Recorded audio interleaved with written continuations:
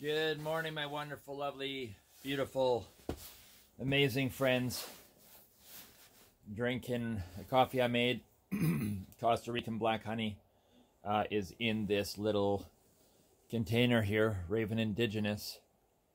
You know, if our indigenous friends aren't able to heal, we're not able to heal.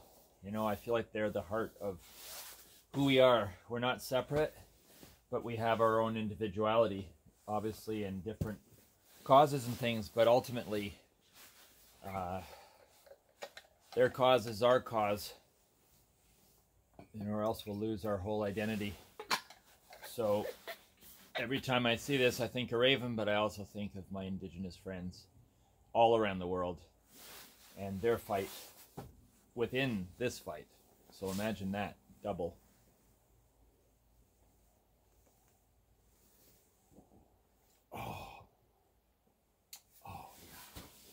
So this allows me in this cold weather to not have to drink my coffee super fast just to have it hot. It can, I can drink my coffee casually, a little splash at a time. Take this label off. Very cool. Love it. So what I'm doing this morning, I have, it's 9 o'clock-ish, a little after 9, and I have till 10 when my client comes. So I'm making a super rocket fuel breakfast out of whatever I have. So let's just see what I can create. So I think I'm going to pour some almost boiling water in here I have for my coffee. Oh, that's so nice. Steam coming out of a cup or a pot or anything in the cold is just so inviting and warm and cozy and welcome and all those things. So, doing a lot of troubleshooting, as you could imagine. I haven't done this ever before, so I got this trailer and I'm just troubleshooting everything from electrical. It seemed that because I put a heater in there, it seems that blew a fuse. So I've got to watch that, find out what I can do, what I can't do. I thought I'd put a heater in and have it on low just to stop it from freezing so I don't have to use my propane. Because it seems my propane, the thermostat doesn't really set it at that temperature. And my hunch is that I set it at, say, 55 if I leave it for the night. I think it just kind of goes at about 70 or something and just uses up all the fuel. It's my hunch. I don't know for sure. I have to call up the company where I got it from. And then the propane, it seems like I only get like one tank for a day, which is, if I go to the reserve, it's $20. So that's $20 a day to heat it. This doesn't sound right. Or if I just go to a regular place, it's like, it could even be $30, so $30 a day. So it's, I've got to figure that out because I've got a whole winter to go through, and that's why some people say, well, why don't you just live in the trailer right now where it's warmer instead of sleeping in the barn and figuring things out? Well, number one, it's an awfully big adventure. Number two, I've got to troubleshoot my backup system, which is how, if everything failed, how do I do this? So while it's not super cold, I'm doing that troubleshooting, figuring things out. Now I have a, just make sure, free. There we go. So I have a, oh, I know what's wrong. There we go. Okay, so I have a setup that I just did last night to sleep in, and I'm really, really pleased. Exceptional. It solved two problems at once. One of my problems was when it started to warm up, there was condensation and sweat on the inside of the metal roof, and it would drip in little odd places, nothing major, but it seemed that because of my body heat, it came right down. And I'd find these little splashes of moisture on my down sleeping bag, which shouldn't be getting wet. So that was bothering me, plus it was getting cold. So I'm going to show you what I did as soon as I put these eggs into, I'm going to put it in my Scottish oatmeal. Let's see how that goes. This is going to be interesting. Egg drop oatmeal. Whoa. There. I'm always nervous if I crack open and drop a rotten egg in and then I've ruined everything, but I don't think it's going to happen. I should just open it before. Yeah, everything's good. 3 lovely eggs that I now want to kind of break up, whip up, and hopefully just hide into the oatmeal where you don't even know it's there. Oh, there we go.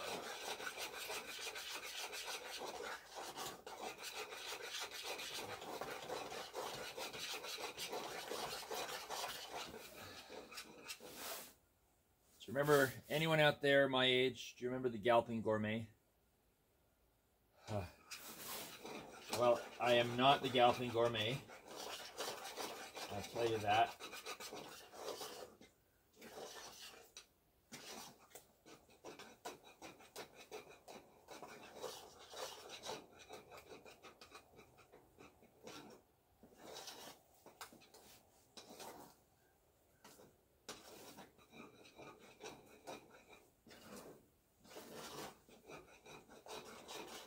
Okay, so it's completely lost in there. So I'm really happy with that, and the Scottish oatmeal is fairly finely cut. So I think it's going to be, I have this over my rice, I put it over my oatmeal to hold the heat in. And I turn off my tank.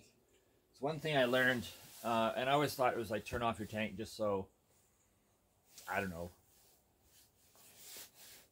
you just don't waste stuff. But now I'm realizing, like you don't, I don't know, a little bit of a leakage or something, but now I'm realizing if the tank happens to be not tight enough, I think that might have been one of my problems. Maybe it leaked and I had it a little bit loose and it just kind of went out, or else my thermostat is really whacked. I'm hoping I just didn't have it tight enough.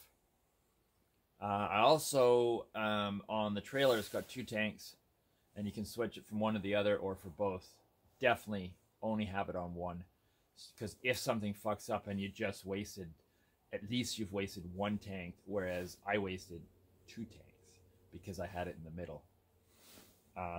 So you live and learn. If you can learn really well from a costly mistake, then the costly mistake, if it balances out, is not so costly, right? If you don't learn, then it starts to get really costly.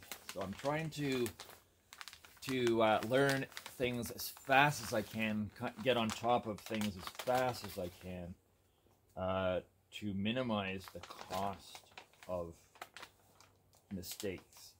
We all make them. In fact, we have to make them to learn.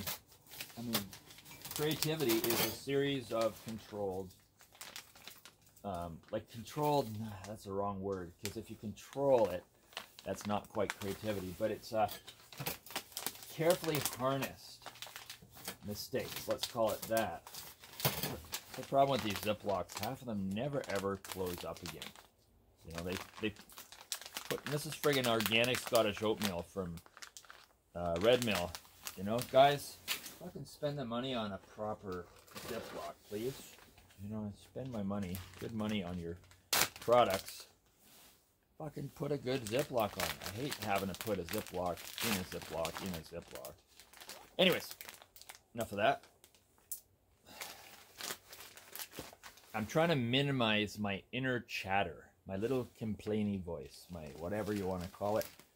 And I want to minimize even outer. I want to minimize, if I can, just anything that's not necessary. You know, I just want to find anywhere that I'm wasting energy, wasting time, wasting money, wasting fuel, wasting food. I don't think you can waste love, hopefully, unless you've misidentified it, I guess. But, okay, so I'm going to let that oatmeal sit for a moment. I still have a little bit of time. So I'm going to take you, maybe I'll take you off of here. You be very careful I don't drop you. And then we're going to walk into my bedroom here. It's a little bit dark. I hope it is visible. God, it is quite dark actually. But this, I don't know if, how can we see this? Hang on. This is my bed. I put 4 2x2 posts on it and then put wood across all around. It's very stable. And then I stretched double layer of vapor barrier all over it. I have one little kind of tent opening here to go in with a little weight on it so it flops down. Inside, I have my little power bar that I can turn off when I'm sleeping, so I'm not sleeping next to electrical. I've got the little shelf up on top to put my phone and other things, and I got my sleeping bag in there, and I have an extra lower half vapor barrier cover over me just for an added keeping my toes warm and stuff from any added cold. So I did that till 1 o'clock in the morning this morning, and then I got up at 7. So I'm on a little bit of a lack of sleep, but I'm feeling good about it. Hang on. Of what I've done, so hopefully that balances out. Ugh. And I'm adapting. I'm trying to learn things that I might have to rely on one day in an emergency, and the best way to learn is by doing it. And I've got the opportunity, and I'm saving myself, troubleshooting with everything and saving myself a little bit of stress from the idea of using up all my propane. And it's, like $25 a day. If that was the case, that's $150, $175 a week. Let's say $200 a week. That's $800 a month. That's insane. Something is not quite right there. So I've got to figure that out. Now, it's only going to be until I've got things winterized, so then it should get somewhat better. But nonetheless, it's very stressful being in a situation where you feel like you might not be able to somehow figure it out. And I got to talk to the people from Lazy Acres, the trailer, because, I don't want to be a complainer, but I spent, with tax, $47,000 on a 2017 trailer. The strip lighting was hanging off. The sound system inside doesn't work. I forgot there was another little thing that was hanging off as well. Little bits and pieces. And then my builder guy was over helping me figure out the circuits. And they found out that I didn't put water, and I didn't use the toilets because I wanted to keep it empty, because I didn't want to have to go running around trying to empty it last minute, and I didn't need to use it until next year. So they found out that there is water in the water container inside. If I hadn't found out, it would have frozen and destroyed the trailers. And they say that the little light register says that there's black water, they call it, in that container from the toilet. Now, if that's true, they sold me a trailer with someone else's shit in it. And I'm going to do my best not to raise my voice when I call them, because it always gives everyone an excuse to hang up on you and say you're some crazy person from COVID. But you tell me, is that acceptable that someone sells you a trailer from supposedly the biggest and best place in Canada for selling RVs and stuff, and it's full of shit? Now, I have to confirm it. The light says it's half full. So if it is true, I got to get that someone else's shit emptied out of this trailer and then do something with it. So I hope I find out it's not true, because I find that just really, with everything else I got to do, the last thing I need are these added problems. Like I was mentioning the other day, Raven and I, we get our Revenue Canada money back. I got about $800. She got $2,500. That should be able to go to me in our joint bank account, and they don't want to give it to me because they don't recognize her will, which is a holographic will, and it was a lawyer that told us about it. So it's like, I got to pull teeth for every single little thing. And I don't have the time. I don't have the energy. I don't have the money. It's a really stressful thing in amongst all my other survival needs, like trying to figure out propane and trying to figure out this. And then on top of that, I find out that I might have someone else's shit in my trailer and water, and that if it freezes, it fucks everything up. Imagine if it bursts and I got shit pouring through everywhere. Not a good thing. So I just find it frustrating, the things that shouldn't have to be happening. Okay, the troubleshooting, figuring things out, that's a given. You know, the winter's coming, that's a given. But, you know, and insulating my bed, that's a given. But if they sold me a trailer at a primo price too, I paid a good high price for this trailer. And if it got all these things wrong, and then on top of that, they sold it to me full of shit, it's like, is that not a metaphor for the world right now that we're in? You know, you get sold shit. If you're even slightly not in the know, people, you know, their eyes go on you and they go, he doesn't know anything about RVs. I could sell him a full of shit trailer. Yeah, I think it'll work. He won't even know. But anyway, so you got to laugh at these things. These things happen anyways, but I'm trying to learn how to not let things happen and to stop things from happening like that, but without the rest of my coffee, but without you know, staying calm and staying in my power and staying in my heart. And it's challenging, because quite often when there's multiple things all being stressful and another one jumps on board, it's easy to just get wired and stressed. And, you know, I'm starting to talk about it and I can see my face containing that stress. And I'm like, okay, let go of the stress. Smiling exercises, face yoga. Oh, the sun is coming out. I can feel it getting a little bit milder. Whoa, I almost... This floor is very, very not even. So, except for now, I'm really dark, so let's go back. Yeah, I like to have this series, and as you know, I'm sure there's times where you go, oh God, can I really watch this? I have no editing skills. I have no editing equipment. I just have my phone. I don't have Wi-Fi. I don't have a computer. I'm living in a barn, trying to get a trailer happening. I got my 2 dogs and my chickens and my little piece of land here. A truck that I can't really afford the gas, so I drive it as minimally as I can. And the car I rely on as much as I can, although winter it will become a different story, because if it's really snowy, I can't trust the car. And then I have to drive the truck, so I have to just keep... You know, like if I have to go for propane, it's an hour and a half to get a good deal at the reserve. And but then I have to calculate, well, how much gas is that? So unless I can do 5 million things en route, it's just not worth it.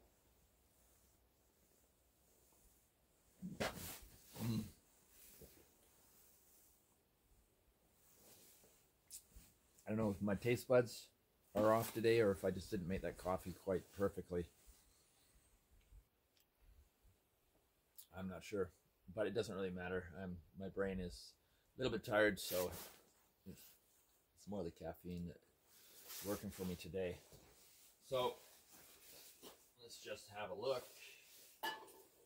at me oatmeal with the egg in it. Okay, it's a bit stodgy. Let's just put some water in there. Am I on the... Oh, good. Okay, I am. I have been known, any of you that have watched other videos know, to be babbling away and then find out the camera isn't even near me. Or like my post from yesterday. I don't know if I posted it on Facebook yet, but on YouTube.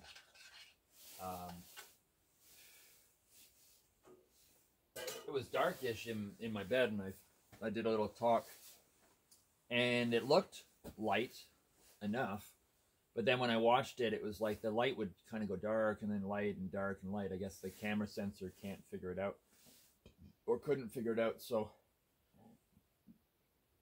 but you can still you can see my face like a little apparition, a little hologram, and I'm still, you know, chatting and stuff. So check it out if you want to. Yeah, I would like, I can't wait till things on this level soften a bit and I have that warm place without anxiety needs to go into, and to enough space to sit down and write and draw and figure things out without the stress level that I have to run even at the best of times right now is high, and I'm doing my best to kind of keep it at a healthy stress level and avoid the spikes. So nonetheless, though, that level of stress, I can't wait till I get to the next notch, which will be when I am fully set up for winter, which will be when it's winter. And I've got my wood stove from my buddy Jason, who does wood stove installations and cleans and stuff, Top Hat and Tails in Bancroft. And oh God, I can't wait. Every time I go to someone's place and they have a wood stove, I just drool over it and sit in front of it. And, oh God, I love a wood stove. It's the ultimate. But anyways, when I get to that level, then I would love to get some kind of a user-friendly app or something on, get a laptop and then get something that works with the laptop that I can edit. So, gosh, if anyone out there knows a good bit about editing, but simple editing that I could be taught, please message me and let me know how I can learn this when I'm ready, in a non-overwhelming way and a non-expensive way, and then just kind of get better and increase the quality as I go. Because I'd really like to now, some point, jump up to a better quality video. It would be appropriate. I think once certain things are together, that would reflect the next stage that I'll be at. And then I can give you improved, condensed form videos rather than bits and pieces everywhere. And I can make it more succinct, and things will be much more clarified. And then if I can get to the point where I can show little things on screen like photos and stuff as I'm talking, or I can narrate over something, I want to get to that level. I want to write my book this winter. I know I'm dreaming high, but hey, I'd love to have in the spring, have my book roughed, have some editing figured out, have a laptop. Well, laptop's not going to do much until I have Wi-Fi something or other, but that I'm going to do hardwired in. There's going to be no Wi-Fi. I got lots of people out here that are doing that, and they know how to set it up. That will be great. So anyways, that's my sort of step-by-step plans. That's what I want to do, and now I'm going to eat my Scottish oatmeal with egg. It's actually looking really damn good. There's 3 eggs in there. I mean, it's way too much there for me to eat in one shot, but got it there, so it's good. That'll take me through the day.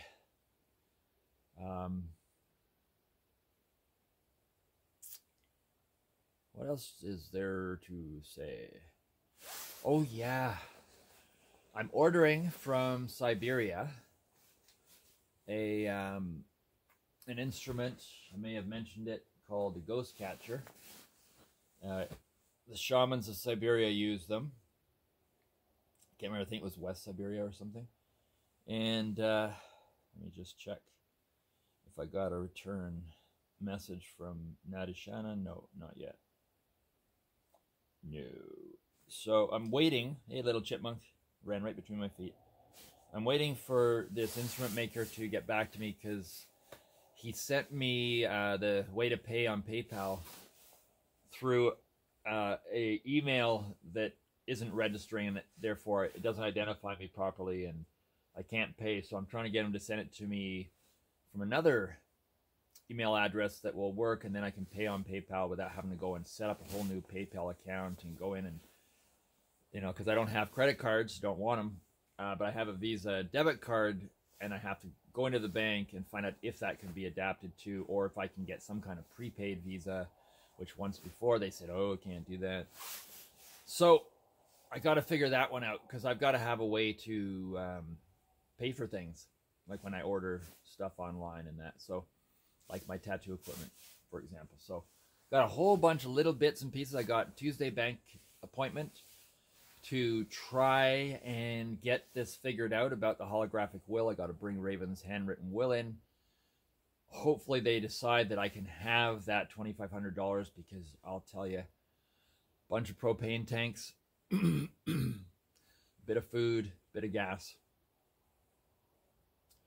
would really be valuable right now, and anything left over a little bit towards some materials for building, because I've got to come up with 5,000 right now just for a little handful of the first stage of wood for this build. So I'm hoping to catch up really fast, because I don't want to delay that wood coming in, which means I delay the building, which means I'm delaying my life and my comfort. So it's kind of cool if I step outside of it, because what it's doing is it's pushing me, hopefully gently, into where I have to.